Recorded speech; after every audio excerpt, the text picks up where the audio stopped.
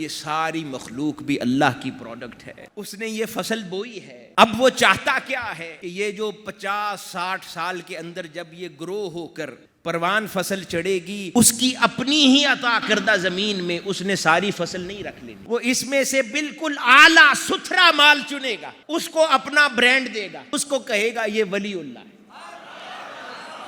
باقیوں کو کہے گا اب آپس میں بانٹ لو، یہ مخلوق ہے باقی۔ تو جن کو اپنے نام سے جوڑتا ہے وہ ستھرا مال ہوتا ہے۔ اب وہ ستھرا مال کیسے بنا؟ لگی تو فصل برابر ہے، لگی بھی اسی زمین میں ہے جو مولا کی عطا کردہ ہے، پر کسی نے پھل اچھا دیا، کسی کا پھل کمزور نکلا، اب اس نے فصل لگا کر چھوڑ دیا ہے، اب وہ دیکھتا رہتا ہے کہ میں نے جو فصل لگائی ہے اب اس میں سے جو سب سے بہترین بن جائے گا اس کو اپنا نام دے دوں گا، باقی بانٹ دوں گا لوگوں میں۔ اب یہ ہم پر منحصر ہے کہ ہم وہی مصنوعات کی طرح ہیں جو اللہ نے اس دنیا میں لگا دی ہے فصلوں کی طرح۔ اب اس 60-70 سال کے عرصہ حیات میں ہم نے اپنی کوالٹیز کو بہتر کرنا ہے، آداب زندگی سیکھ کر، تاکہ اس کی نظر میں آ جائیں، اس کی نگاہ میں آ جائیں، اور کاش وہ ہمیں اپنے لیے رکھ لے۔ نہیں چاہتے ہم کہ ہمیں اپنے لیے رکھ لے، اوروں کے لیے نہ چھوڑے، بس اس کے لیے ضروری ہے وہ اخلاق جو اللہ کے رسول صلی اللہ علیہ وآلہ وسلم نے ہمیں عطا فرمائے ہیں،